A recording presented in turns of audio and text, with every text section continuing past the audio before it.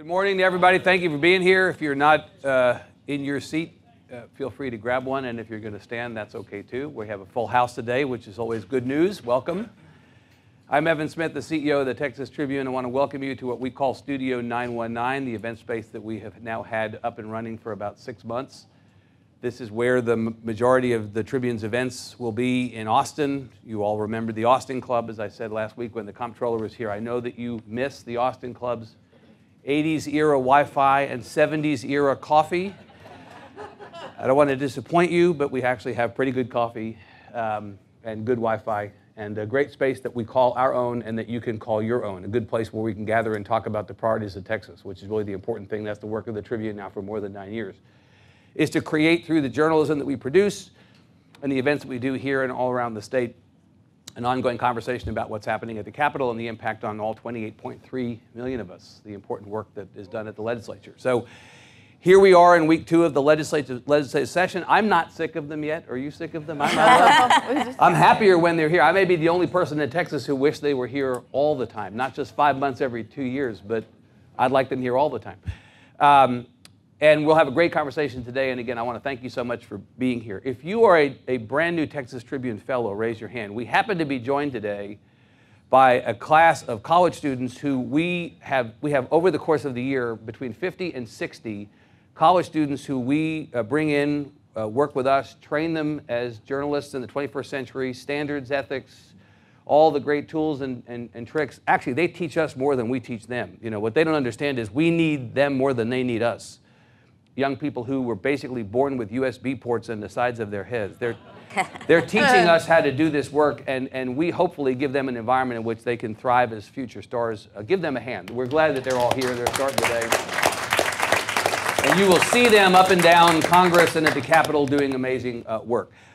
We do about between 50 and 60 events a year, the Tribune does. They are free. All but the big Tribune Festival are free to attend. They're not free to put on. Sponsors make it possible for us to do these events. They support our belief that a smarter Texas is a better Texas, and I want to acknowledge AT&T and Walmart, the series sponsors of Texas Tribune events. Bills Up Now is the 86th legislative session sponsor of our events, and Taco Deli provides you breakfast tacos at Texas Tribune events. It's Texas. You got to have a taco sponsor.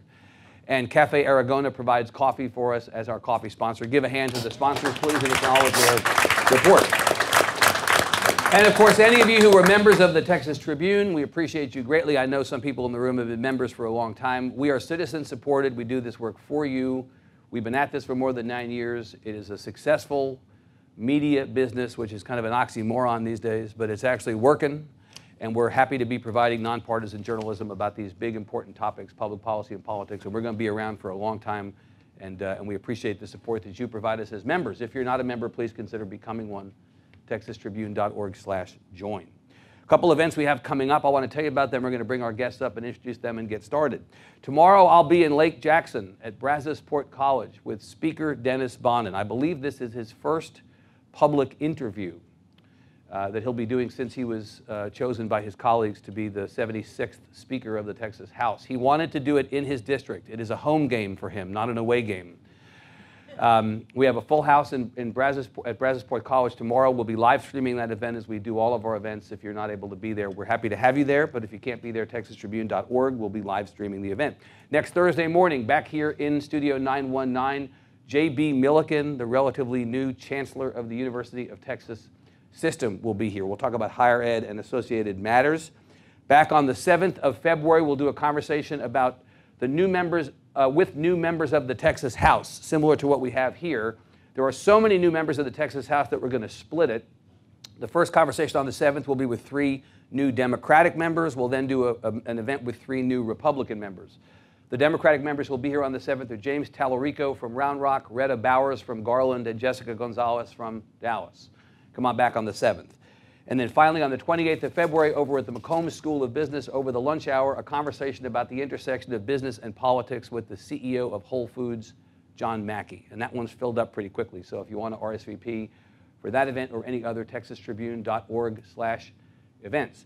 Please silence your phones. We're live streaming today, so for the benefit of people watching online, but also for the people in the room, if you want to tweet about the event, you're welcome to do it. #TT events. But silence your phones if you would, please. We'll talk for about 35 minutes, maybe 40 minutes. We'll take questions for the balance of time. And in deference to our guests, but especially to Senator Powell, who has to get up to Burleson today to see her son deliver the State of the City address, she needs to zip onto I-35, so we're going to get her out of here exactly at 9 o'clock. Let me ask our senators to come up, and I'll introduce them. Please come on up, and when they get seated, I'll welcome them up. Now it's my pleasure to introduce our special guests, 4 of the 6 new members of the Texas Senate. Together they make up, by my journalist math, which I would be double checking, by the way, they make up 13% of the legislature's upper chamber, so they're sure to be at the center of the debates on the 86th session's biggest issues. On my left is Carol Alvarado, Democrat of Houston, who won a special election last year to represent District 6, succeeding Sylvia Garcia, who moved on to a congressional seat. Senator Alvarado was in her 5th term representing House District 145 and was both chair of the Urban Affairs Committee in the House and a member of the Higher Education Committee. She previously spent 5 years on the Houston City Council. A native of Houston, she has an undergraduate degree and an MBA from the University of Houston. Pete Flores, Republican of Pleasanton, won a special election last year to represent District 19, a seat that had long been held by Democrat Carlos Uresti. In fact, Senator Flores is the first Republican to occupy the seat since 1879 and is the first Hispanic Republican ever to serve in the Texas Senate. A retired game warden, he is a native of Laredo and a graduate of Texas A&M University. Nathan Johnson, Democrat of Dallas, defeated incumbent Republican Don Huffines in November in the race to represent District 16. It was his first run for office. He is the co-founder of a law firm and has owned a music production business where he composed music for the TV series Dragon Ball Z. Words I never expected to be said. A Fort Worth native, he is a graduate of the University of Arizona and the University of Texas Law School. Finally, Beverly Powell, Democrat of Burleson, beat incumbent Republican Connie Burton in November to win her District 10 seat. She was previously elected to the Burleson Independent School District Board, was chosen by her colleagues to serve as its president. A real estate developer, Senator Powell is a Fort Worth native. She has an undergraduate degree and an MBA from Texas Wesleyan University. Please note the other 2 new senators, Pat Fallon, Republican of Frisco, and Angela Paxton, Republican of McKinney, were invited but declined to participate. And so we move on. Please join me in welcoming our 4 new senators. Give them a big hand. Thank you all for being here. Good to see you. So before we get into the business of the legislature, I want to ask each of you why on earth you wanted to do this. Of course, the pay is great, we know. But the fact is, serving in government for a lot of people is a bug, not a feature, as they say. This is not something that people are naturally drawn to. Senator Alvarado, I keep wanting to call you Representative Alvarado. Senator Alvarado, you actually had experience in the other chamber.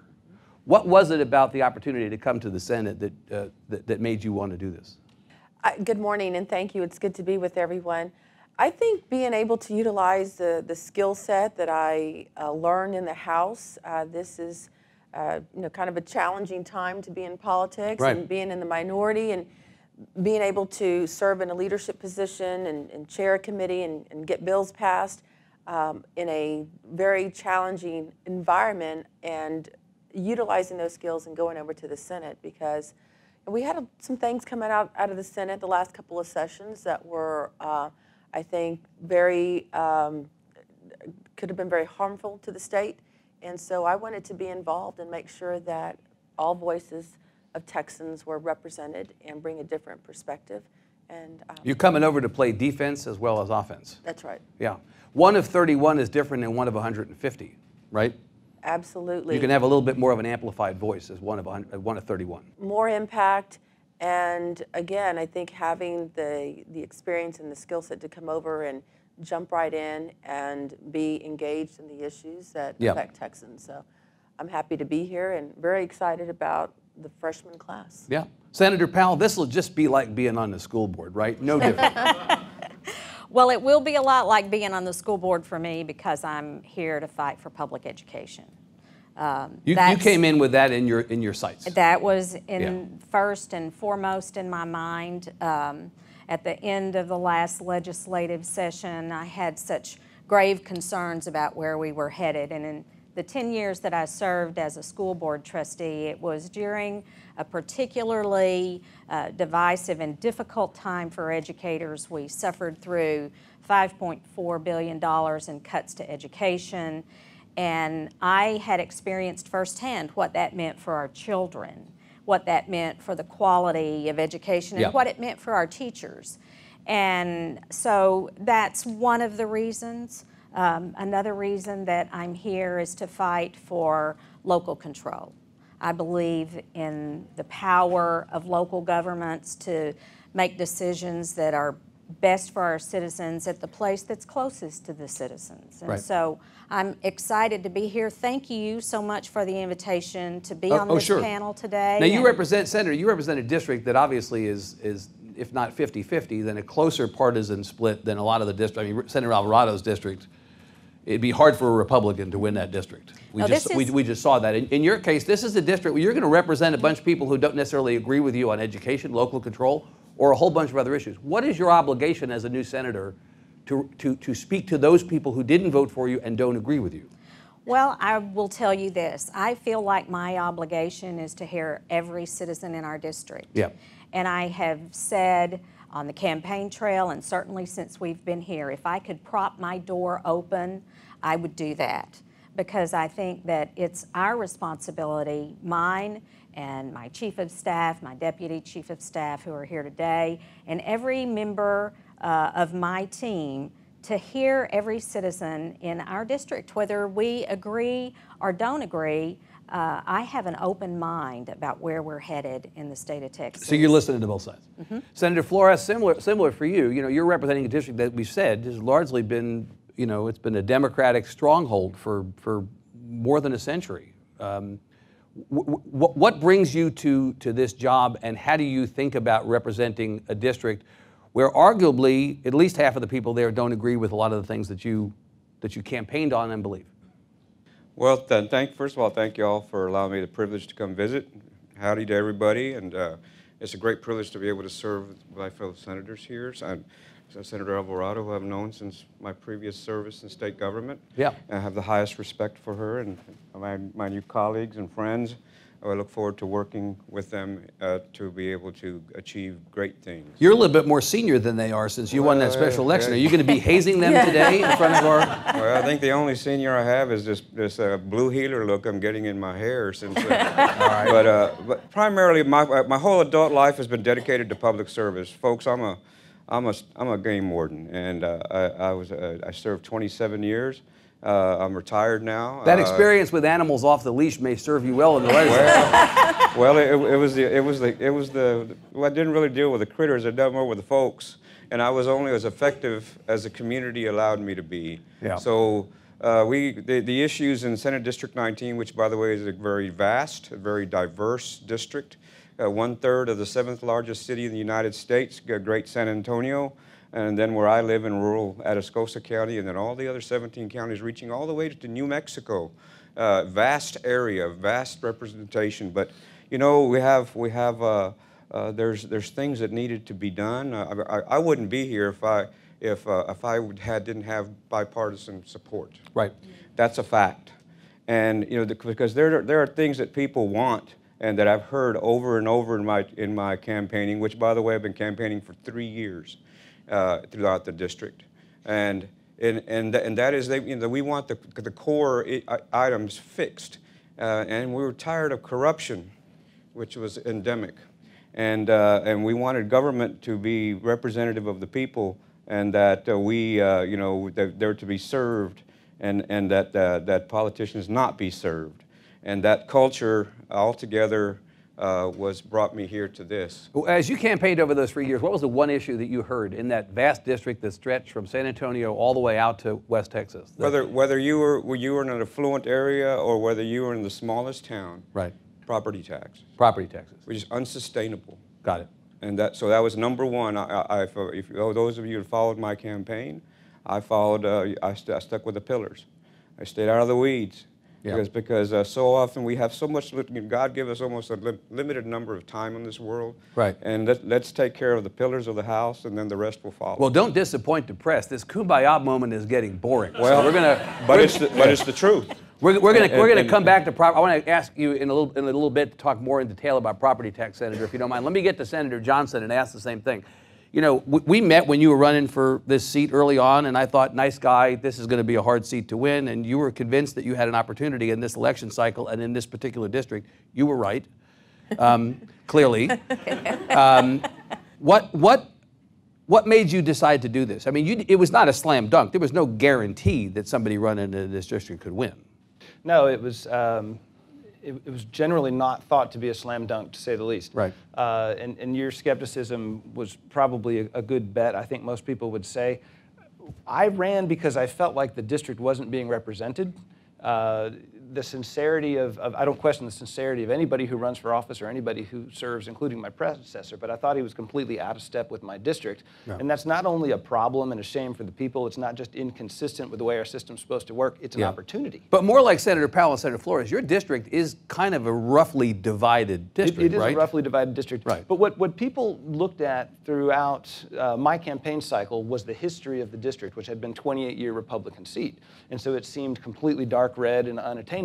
But what they didn't look at is what's the hue of that red? Is that purple? Right. And the Republicans and the Democrats in the district that I come from are very concerned that economic progress go forward and that people be brought along with it. And that wasn't what was happening in the state government. It wasn't what was being represented by my predecessor. And I thought if I could get that message across, I can bring Republican crossover. And if Democrats see they have a chance, they'll get out and actually vote. So I thought this would be the year. The other thing was that I sensed that the direction was changing. You go to a website of the Dallas Regional Chamber, and in some prior year, you might see a lot of business policies and tax cuts and things, and what you're seeing is we need to educate our students. We need to increase access to health care. We need to make sure that our power grid is shored up. We need to make sure that we're building roads in the right places. Meat and potatoes stuff. Wow, serious stuff that wasn't being attended to. Right. And I thought we could get the attention of everybody if we just spoke that message, and it worked. Yeah. Senator Powell, did you take a message, speaking of messages, did you take a message from the election results in total in Texas? You know, we are used to definition of insanity stuff here. Same thing happens every November of an even-numbered year, and then we come back and we expect that things are going to be different in the legislature, and they're not. And if you like the way they're going, that's good. People who don't like it, that's fine, peace. But this was actually not a normal election in terms of the amount of change. It was not seismic, but in its own way it was consequential.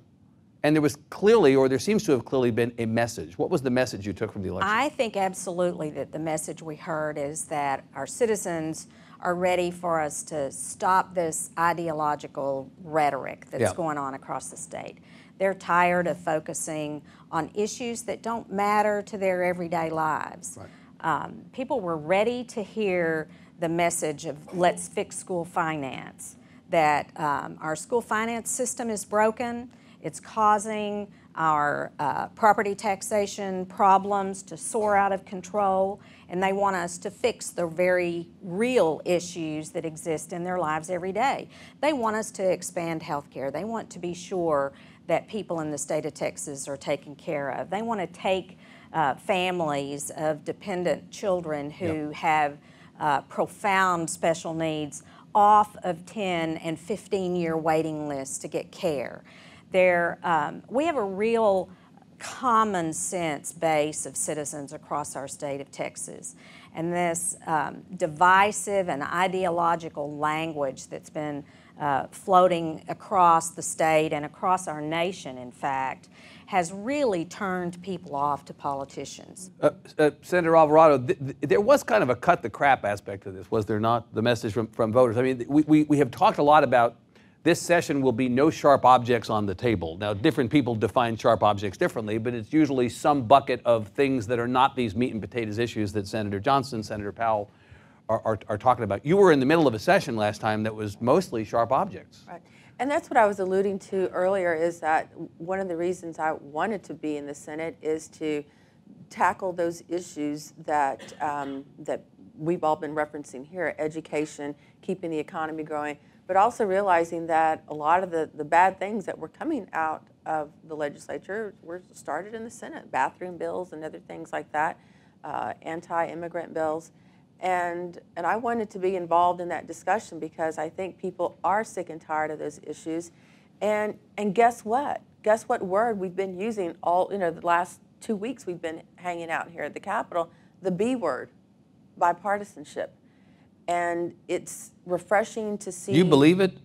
Every session is bipartisan in the first week, well, Senator. but I think people are making extra efforts to convey that message, and I think we're going to see some bipartisanship, hopefully, on education. We, just looking at the budgets now, what the House is offering, what the Senate's offering. You all are apart, but you're not as apart as you could have been. Right. Right.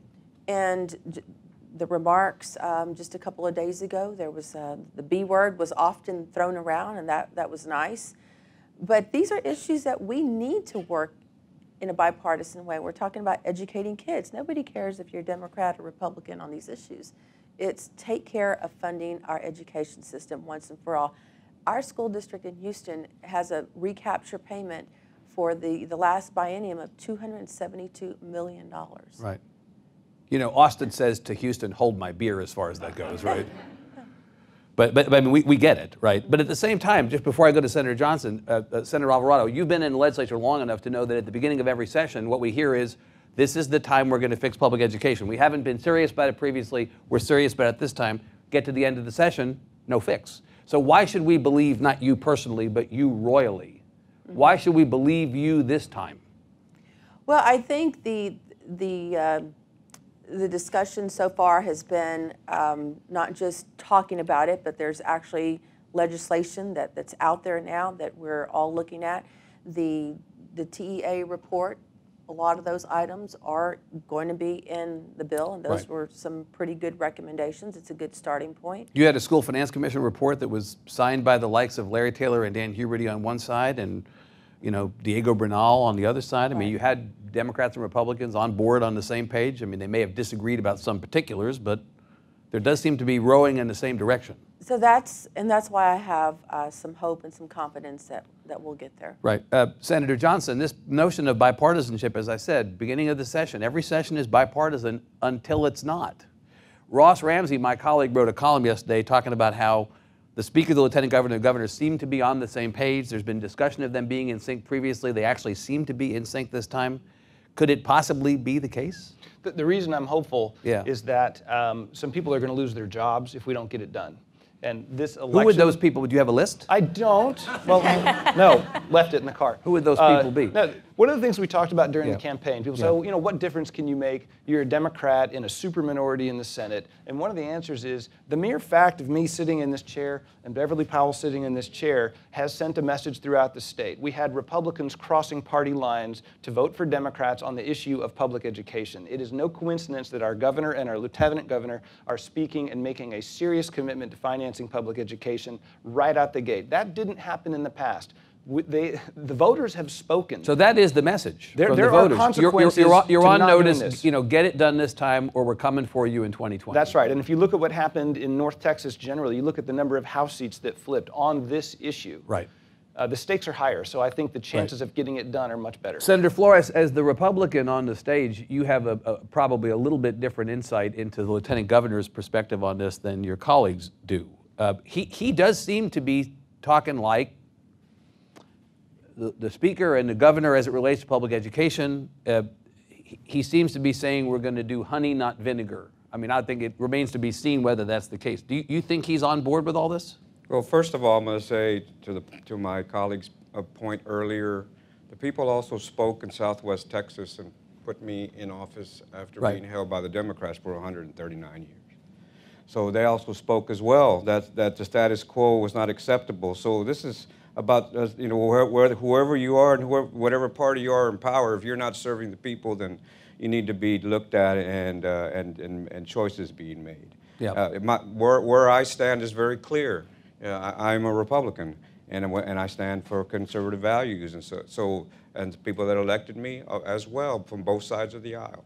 Now, to go further to answer your question as to our Lieutenant Governor and to bipartisanship generally in the Senate. I think that when you look at the record of the Senate, that far more than 90% or more of the bills are bipartisan bills, and very few of them that went with straight Republican. But the majority, when you talk about anything over in the 90 percentile range, those of you that are in business know that if you even hit 70%, that you're doing very well. Ty Cobb only hit 400, and he was the best, right? So let's look at things in perspective.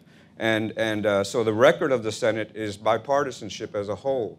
And I think that we are serious about taking care of the pillars of the House. And by the House, I mean the things that support our society. Right. And I know I campaigned on that. My colleagues did in their own way as well. And now that we're going into the session, we need to take care of the pillars of the House. And that's education, that's our property taxes, that's transportation, and that's criminal justice. And then we move with other items. We got to secure the pillars. Senator, let me stay with you, and let me stay with the point that you just made, which is factually true. The majority of the bills that the Senate passed last session were not partisan bills, except for the ones that were. And the ones that were the ones that blew up the session.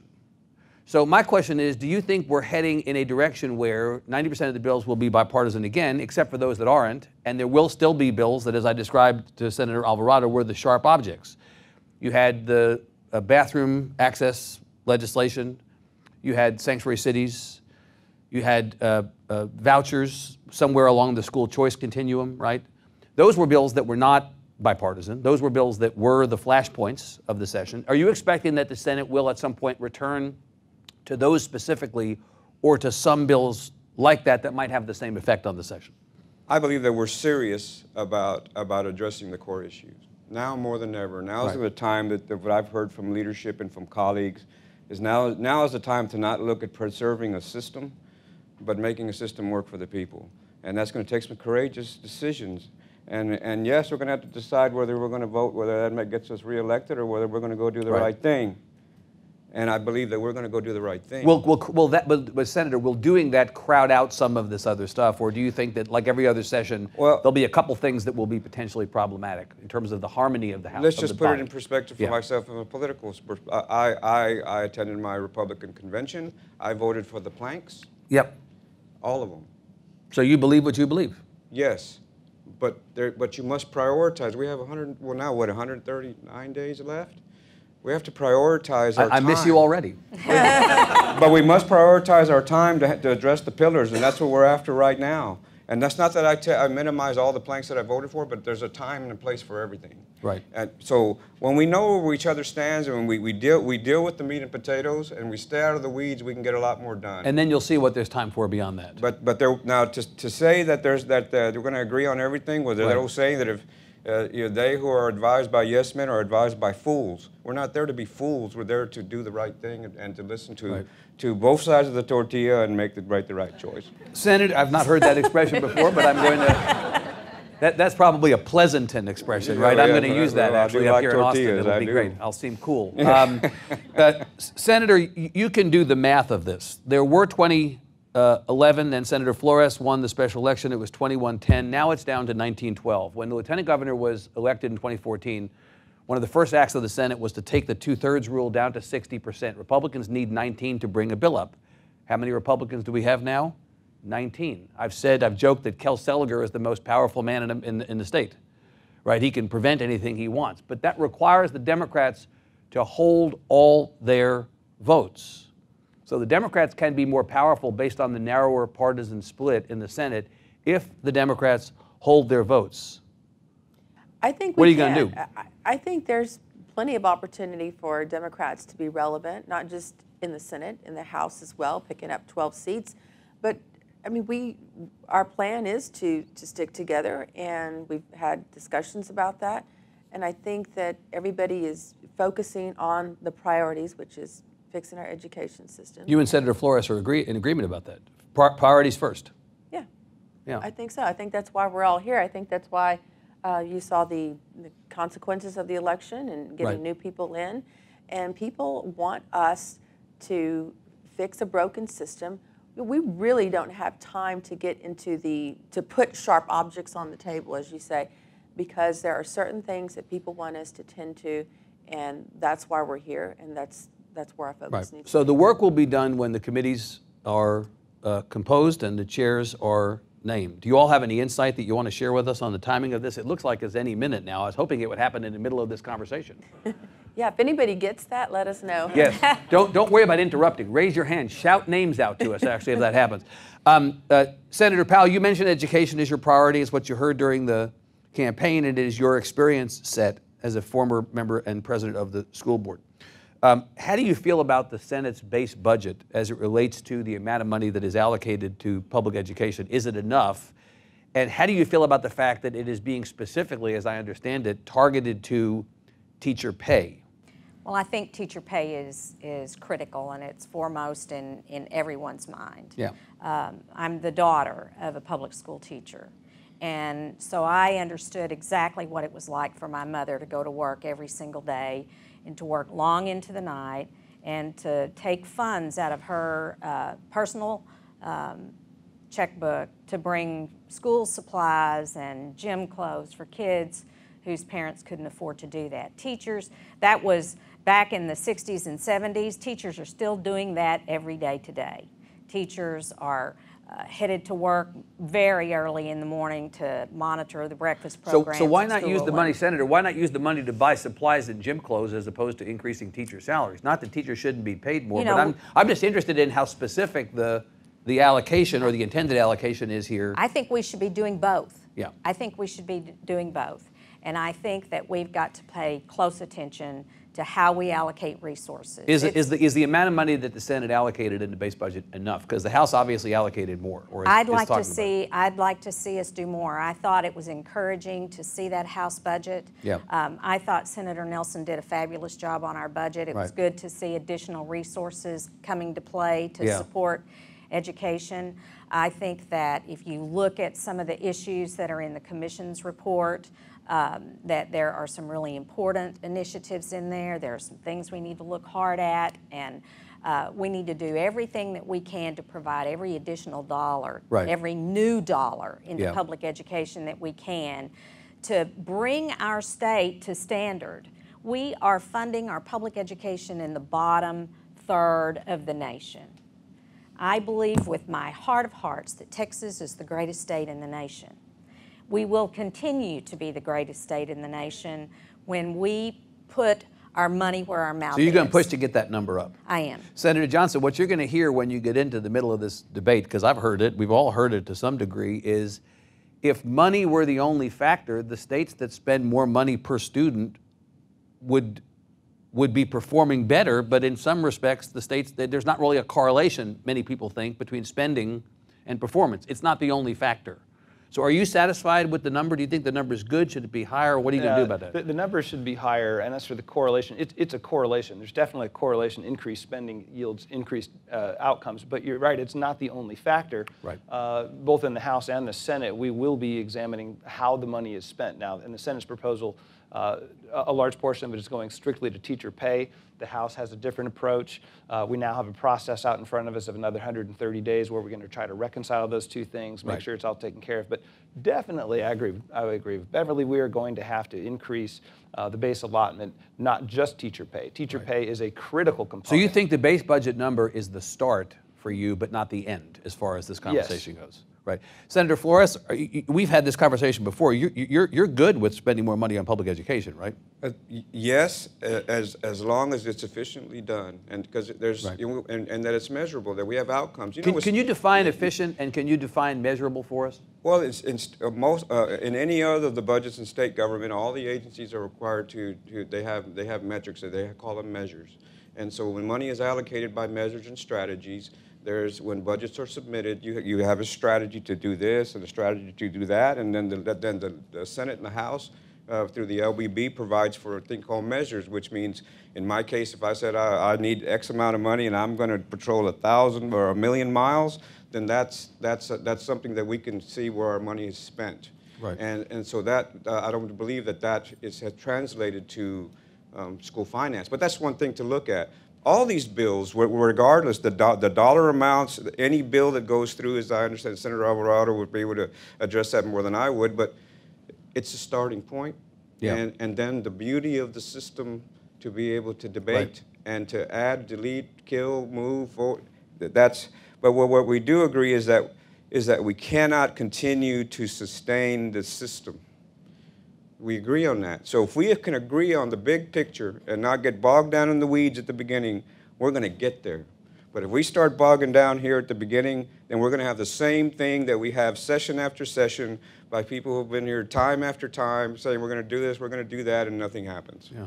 But Senator, go ahead. I see you're trying to get in. Yeah, I was going to say the Texas Education Commission has come out with a report, and Senator Flores is correct. We need to be able to measure our progress. Fortunately, people have been thinking about that. So we are going to, you know, I don't think it's going to be a partisan issue to make sure that our dollars are well spent. Right.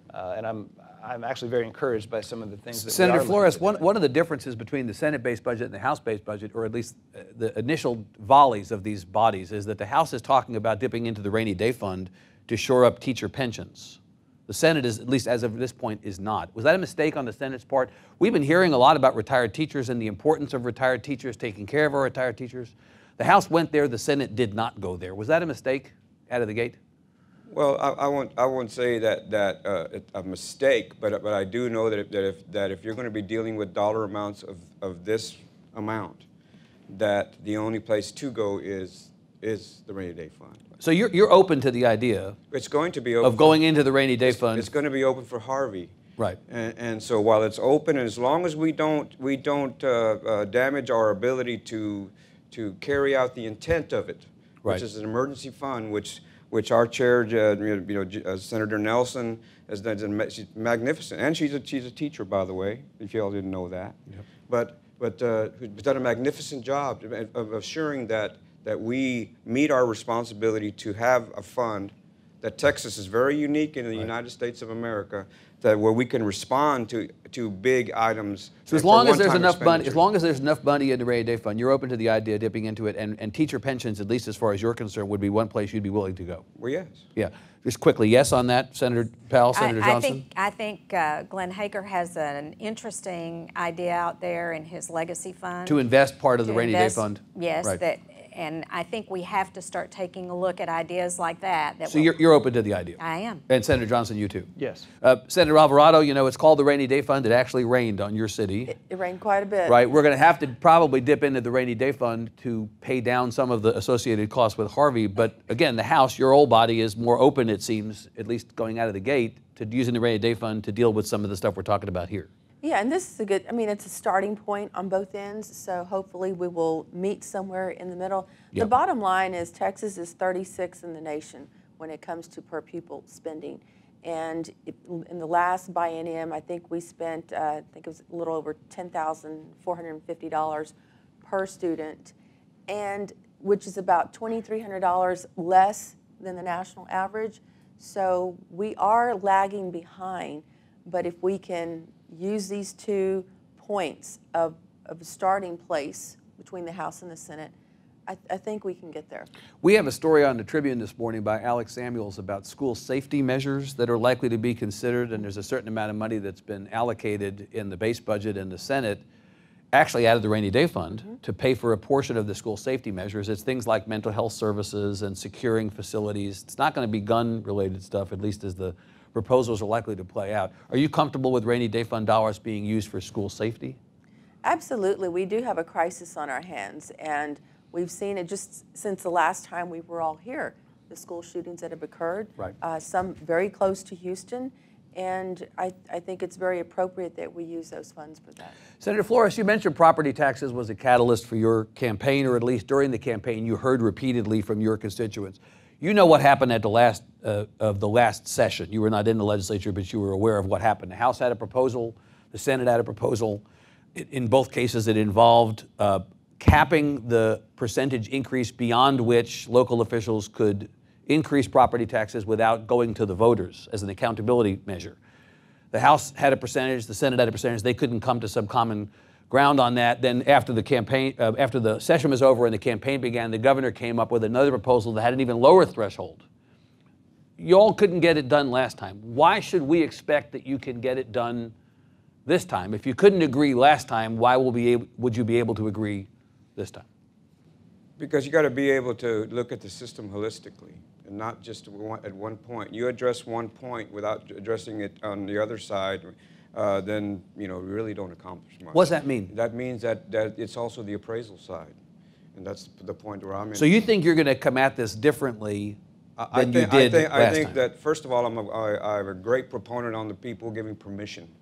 and on things. That's You believe the accountability Well, back home is that the voters have got to say grace over any increase beyond a certain point. Absolutely. But aren't elections, Senator, already the accountability? If your city council or your local officials raise property taxes beyond a certain point and the voters don't like it, they kick them out of office the next time. But they also have to have, if you want to annex me or if you want to raise my taxes, and ask my permission. If your idea is so good, then you should have no problem. Going to the voters. Absolutely, they're the boss. Right. They're your boss. So I believe the difference. So let's go back to where if I may. Sure. Whatever you do in percentages, you need to not just address just cities and counties, but it has to be all the taxing entities. That was a big rub. Right. But on the other side, you had the appraisal districts, which are basically out of control. There are 254 different ways to arrive at your appraisal. Each county does it their own way. A chief appraiser does it by their own method. It's a stacked deck against us. And those, of course, then you have the rates where your property values are continuing to go up and up and up. And then the other side says, well, we're keeping the same tax rate, but the fact that your valuations are going up and up and up by methodologies that vary 254 different ways, and with checks and balances that hardly exist. We the people are the short end of the stick, and so we want to be able to fix that too. So the House proposal, Senator Alvarado, check me on this. The House proposal was 6%. The Senate proposal was 4%. The governor came back after the session and said 2.5%. Senator Flores, where are you on that? What should it be? Well, we have to be able to look at again the whole package to be able to say, oh, I'm here, I'm there. Would not. So you don't have a preferred means of doing that. We're in discussion. We're in session. Now's the time to lay it all on the table, and let's see what the whole holistic package looks like, and then we'll arrive at where we agree to be a good percentage. You remember what happened? Oh, I do, because it was all over the place. And who was the chair of the taxing committee in the House last time? Some guy named Bonin, wasn't he? He was in the middle of this fight, wasn't he, last time? Yes. Yeah. And I think this, as opposed to school finance, where we talk about let's tackle it from that's from a big picture and then get down into the weeds. And I think with property tax reform, I think you have to start at the weeds. I think last time we got so caught up on that percentage number that we didn't look at all these other things, or not we, but others did not look at all the other things like the appraisal boards. And there are several components when it comes to property tax reform. I want to take Senator Flores seriously when he says that all that the legislature would be asking for is the voters to say that they're comfortable with it. What's wrong with the voters having a say? Why do you hate democracy?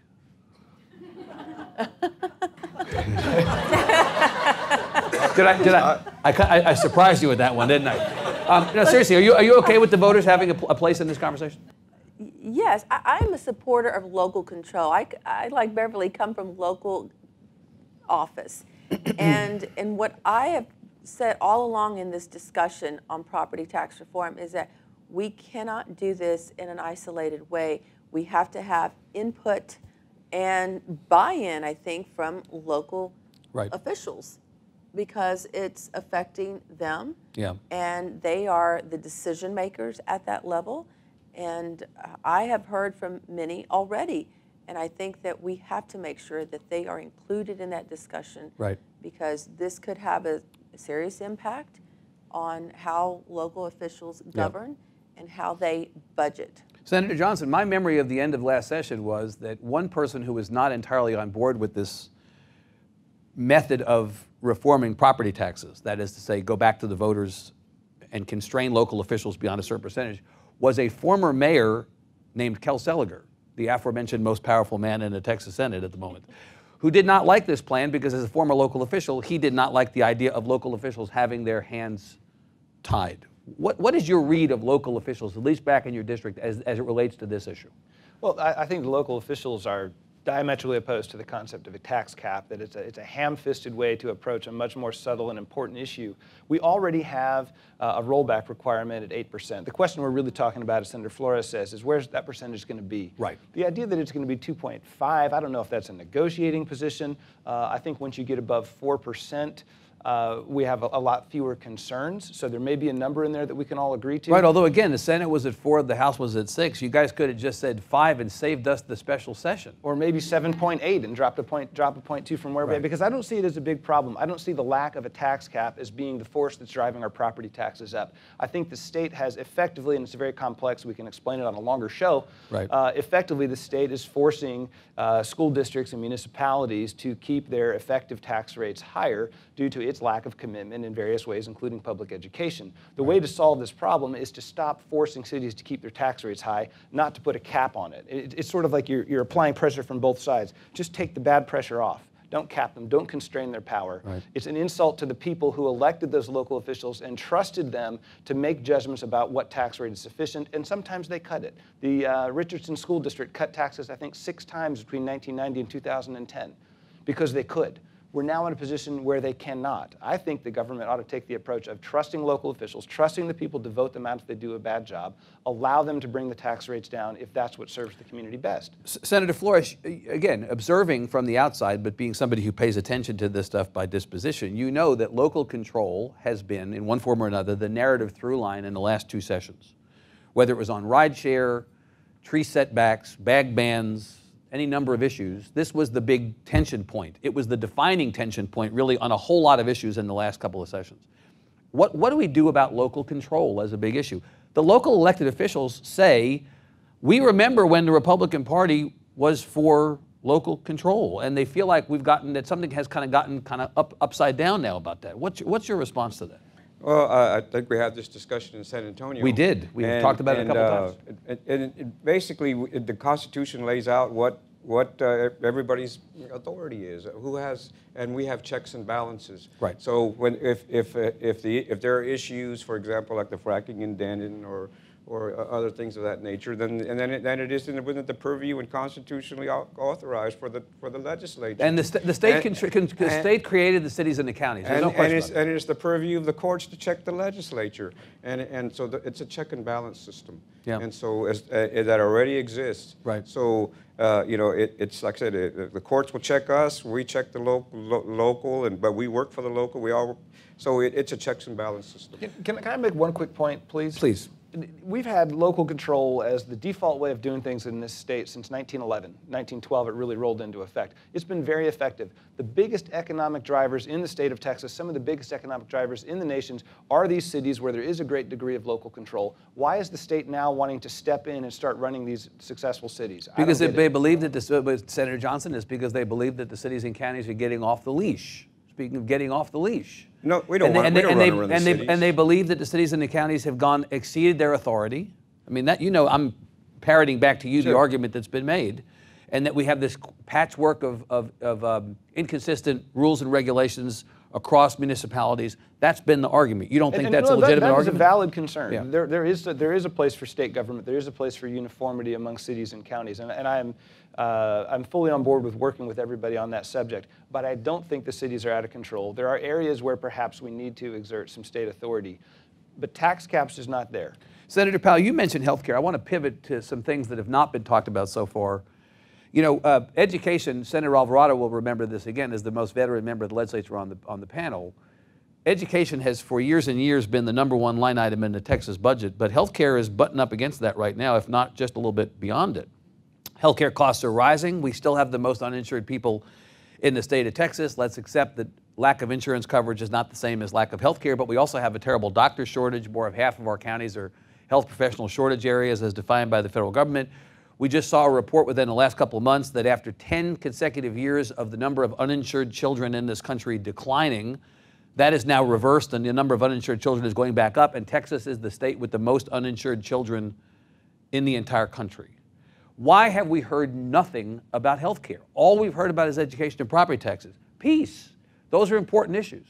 We have heard nothing about a percentage of the budget that is almost equivalent to education. How come? Well, I'll tell you, we are certainly hearing it on the campaign trail. To say that we heard nothing about health care on the campaign trail would certainly be a misrepresentation. I'm talking about in the last 2 weeks that we talked about the agenda of the session. I haven't heard a peep about it, about healthcare. I can't answer to that because, like you said, we've been in session for 2 weeks and we've done mostly ceremonial things, and the amount of business that we've undertaken. Wait, you got another 40 days of honoring Little Leagues.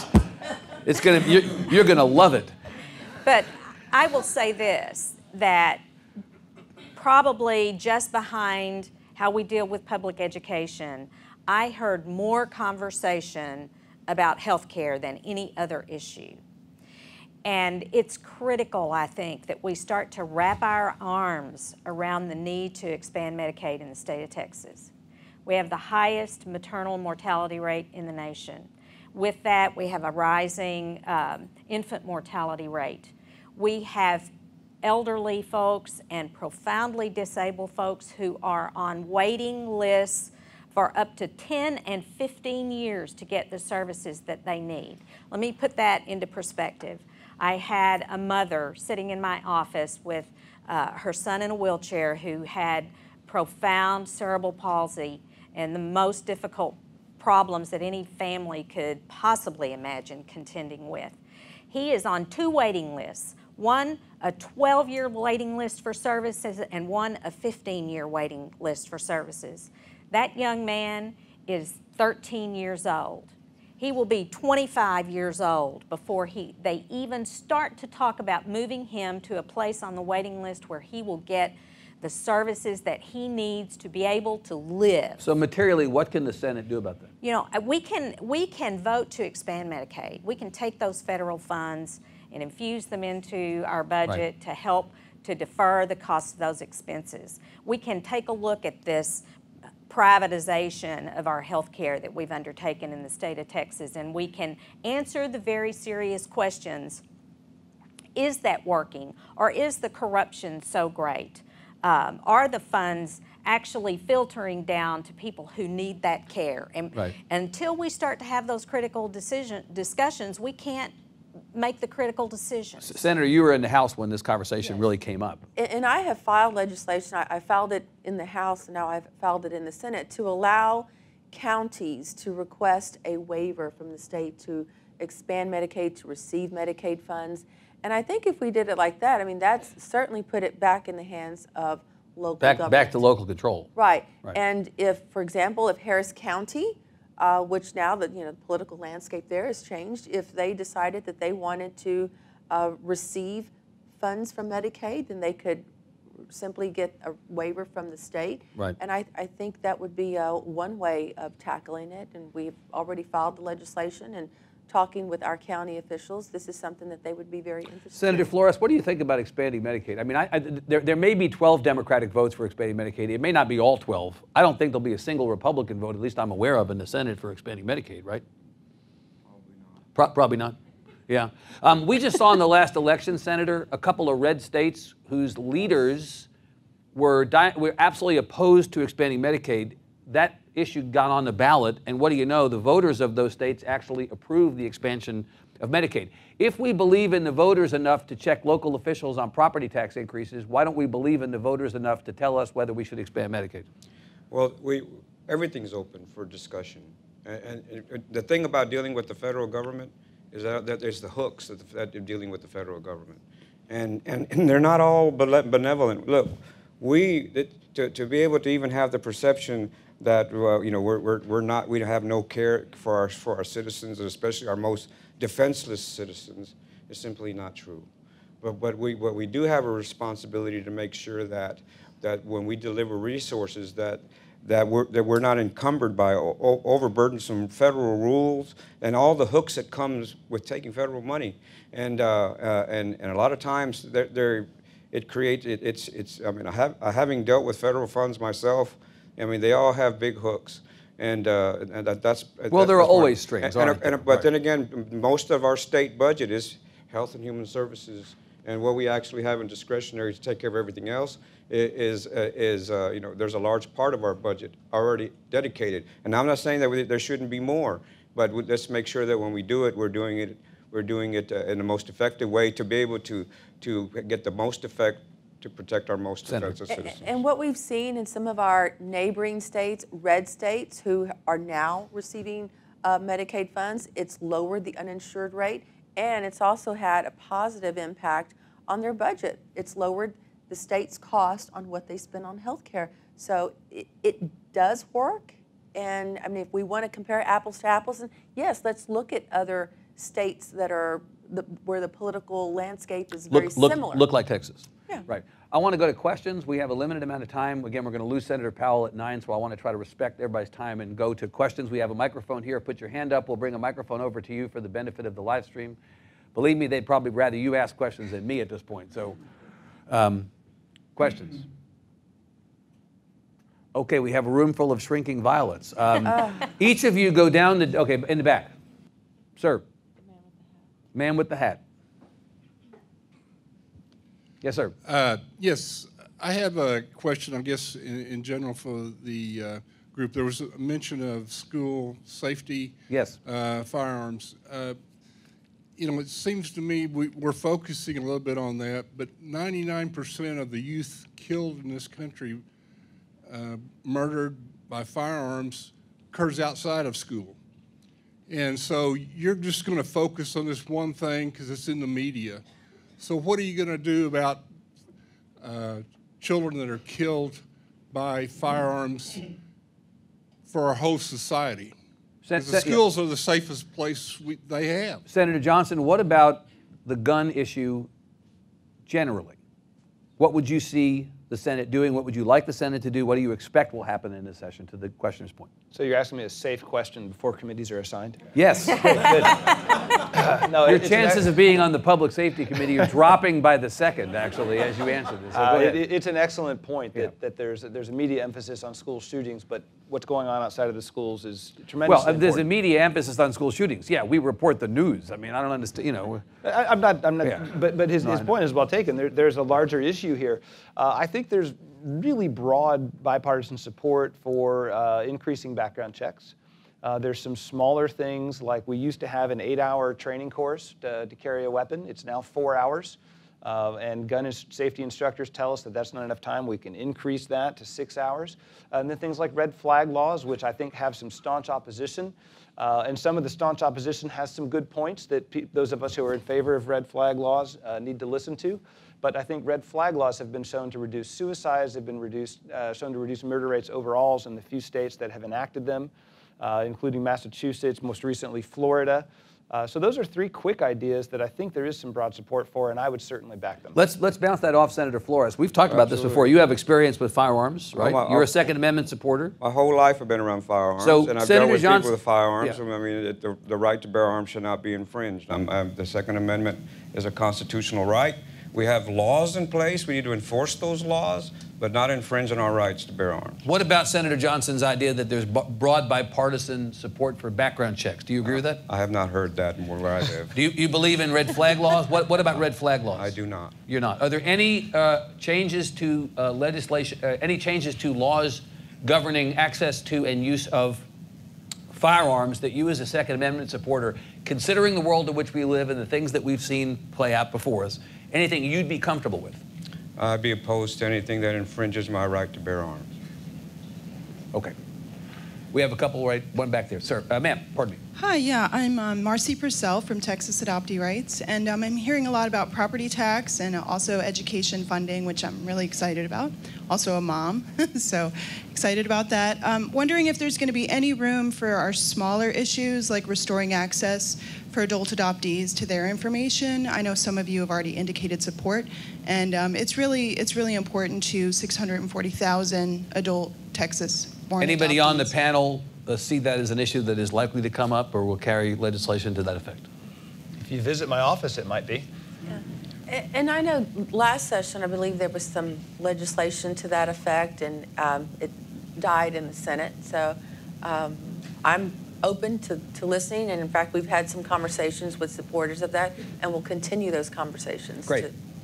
Other question here. I saw one, two. How about this young woman right here? Yes. Hi, my name is Camilla. I'm a college student at UT and wanted to talk a little bit about public education and college funding. We've heard a lot about public education as someone who grew up going to both private and public schools. I'm well aware of what public education can do. What about educating our future? As we've talked about, there's a huge lack of doctors and healthcare physicians. What are y'all's plans and potential legislation for the future of Texas? May I first? Sure, Senator, please. I'm a person who went through junior college, Laredo Junior College. You know, that's to find my way to get my education. You know, I had Pell Grant, I had Hinson Hazelwood. These are things in my life experience. I went to A&M and worked, but I had to work my way through there. So we're big proponents of higher education. But I wanted to also emphasize that higher education is not only the academic part, but a very strategic need for our state are skilled labor. Those have certificates. This governor's 60-30 plan addresses that. This is like career and technical stuff? Yes, the average age of skilled workers in Texas is 50. We're growing by leaps and bounds. We have some of the biggest cutting-edge industries that make us the leaders in the United States, but we have great resources and people, but we're not developing our skilled workforce, both on the academic and the skilled labor side, so it continues to be the cutting edge. So in education, we need to approach both sides, but we strategically need to emphasize to get our workforce in place to sustain our industries and STEM and schools and working together. Those are all things that are so critically important that I've been communicating with industry whenever I can. I mean, when I was in school, we had FFA. I learned how to weld. I learned how to do basic business. We had automobile shops the Toyota plant, which is in my district. Starting pay is $50,000. The average pay is $80,000 on the line, building some of the top line products. And employing thousands and thousands of my constituents from the south side of San Antonio. These are all things we need to do in that picture of education. Let's also include certificates. I need to send these young journalism students to Toyota. They're paying better than we are, actually. You've been on the Higher Ed Committee in the House, Senator Alvarado. You know that there's a lot of conversation about the state, in quotes, getting out of the business of funding public education. There's probably a version of that conversation to be had on the higher ed side also, that the state's share of funding higher ed has increasingly been pushed onto families and students. I don't see much support for increasing higher ed significantly in the base budget in either body this session. And that's sort of been the trend the last couple of sessions, but since, I wasn't here when this happened, but the deregulation. 2003? Yes, 2003, when we saw, since then we've seen costs go up, dramatically, and families struggling. We need to continue to invest not just in our four-year universities, but our junior colleges and our community colleges. Well, more than half the higher ed enrollment in the state is in community colleges, right? Right, and they're the ones that are taking care of making sure that we have the skill sets that Senator Flores has just described. And I know we have some educators in the audience from our community colleges, but sometimes that's where families can afford to send their kids. And, yep. That's where I went. So I know we're also talking about getting a medical school for the University of Houston, Goku. So hopefully we will get that done. Oh, you got the West Virginia coach. You're taken care of. You only get one thing per session. That's it. But also remembering those community and junior colleges that are really addressing some of our skill set. Take one more. That we hold them responsible for allowing that those college credits they took are transferable to the universities. Yes. That's a big topic. Last question. Yes, any thoughts on reforming the criminal justice system? An easy one. Fast, non-controversial. Senator Johnson mentions on his website how criminal justice takes money that could be spent on education. Right. Senator Johnson, what is that? I wanted to let Senator Powell go in case he has Oh, to no. No, I'm happy to talk about it. Right. I think it's the most fertile ground for across the board support. Say, speaking of bipartisan, right? Yeah, speaking of bipartisan, I mean, I think you voted for the platform. I think that decriminalizing marijuana is part of the Republican Party platform, and Democrats have been pushing for it. So, hey, I think there's an area where we can roll back some of the punitive measures that are ripping apart families, making people convicts when they don't need to be convicts, ensuring they can never get a job ever. There are a lot of things like marijuana where we can reform sentencing, we can have bail reform, we can reduce mandatory sentencing provisions, and it's not all a soft on crime thing. Let's just take let's look at what we're doing here. If these are nonviolent offenders, do we really want to ensure that they can never participate in society again? No, we don't. So we'll put some more emphasis on mental health in county jails, mental health in prisons, decriminalize marijuana, bail reform, and this panel can probably fill in a number of others, but I will tell you that when Senator Huffines and I were interviewed by the Dallas Morning News, I gave my list of criminal justice reforms, and he gave his list, and we looked at each other and said, and his. So that was an area of agreement. It was. Good. I'm going to end on kumbaya, because I don't know if we're going to have much more of this actually beyond that. Please thank our 4 senators for being here. Thank you all. Thank you all. We'll see you back here again soon. Take care.